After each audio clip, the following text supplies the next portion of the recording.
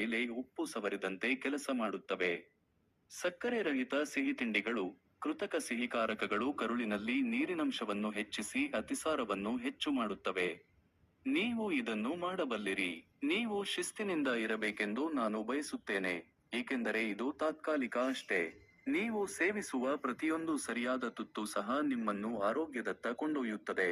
ನೀವು ಕೇವಲ ಆಹಾರ ಸೇವಿಸುತ್ತಿಲ್ಲ, ನಿಮ್ಮ ದೇಹಕ್ಕೆ ಸರಿಯಾದ ಇಂಧನವನ್ನು ನೀಡುವ ಮೂಲಕ ಚಿಕಿತ್ಸೆ ನೀಡುತ್ತಿದ್ದೀರಿ. ನಿಮ್ಮ ಶಕ್ತಿ ಮತ್ತೆ ಮರಳುವುದನ್ನು ನೀವು ಶೀಘ್ರವೇ ಅನುಭವಿಸುವಿರಿ. ಹೊಟ್ಟೆಯ ನೋವು ಕಡಿಮೆಯಾಗುತ್ತದೆ. ಧೈರ್ಯದಿಂದಿರಿ, ಅಲ್ಪ ಪ್ರಮಾಣದಲ್ಲಿ ಆಹಾರ ಸೇವಿಸಿ, ಮತ್ತು ನಿಮ್ಮ ಜೀವನವನ್ನು ಮತ್ತೆ ಹಳಿಗೆ ತರೋಣ. ನಾನು ನಿಮಗಾಗಿ ಈ ಮಾರ್ಗಸೂಚಿಗಳ ಆಧಾರದ ಮೇಲೆ 3 ದಿನಗಳ ನಿರ್ದಿಷ್ಟ ಊಟದ ಯೋಜನೆಯನ್ನು ಮೀಲ್ ಪ್ಲಾನ್ ಸಿದ್ಧಪಡಿಸಿಕೊಡಲೆ? ನೆನಪಿಡಿ, ಪ್ರತಿ ಬಾರಿ ಊಟದ ಜೊತೆಗೆ ಅಥವಾ ಊಟದ ನಂತರ ಸ್ವಲ್ಪ ಪ್ರಮಾಣದಲ್ಲಿ ಎಲೆಕ್ಟ್ರೋಲೈಟ್ ನೀರನ್ನು ORS ಕುಡಿಯುತ್ತಿರಿ.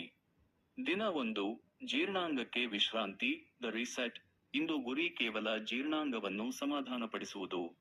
ಬೆಳಗಿನ ಉಪಹಾರ: 1 ಚೆನ್ನಾಗಿ ಹಣ್ಣಾದ ಬಾಳೆಹಣ್ಣು ಮತ್ತು 1 ಪೀಸ್ ಒಣ ಬಿಳಿ ಬ್ರೆಡ್ ಟೋಸ್ಟ್.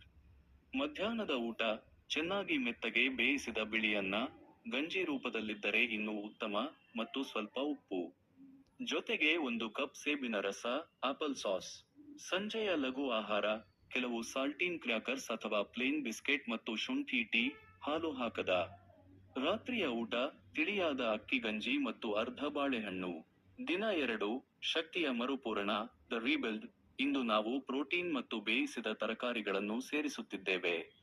ಬೆಳಗಿನ ಉಪಹಾರ: 1 ಬೇಯಿಸಿದ ಮೊಟ್ಟೆ, ಹಾರ್ಡ್ ಬಾಯ್ಲ್ಡ್, ಮತ್ತು ಬಿಳಿ ಬ್ರೆಡ್ ಟೋಸ್ಟ್.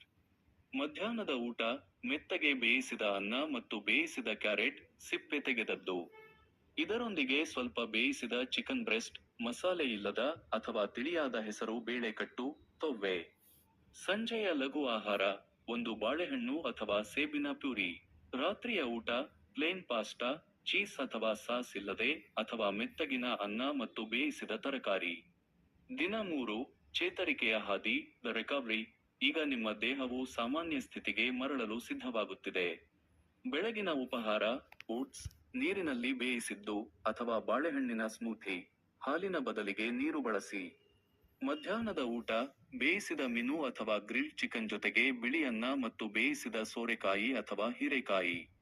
ಸಂಜೆಯ ಲಘು ಆಹಾರ: 1 ಕಪ್ ತಿಳಿಯಾದ ಎಳನೀರು ಅಥವಾ ಲಘು ಬಿಸ್ಕೆಟ್.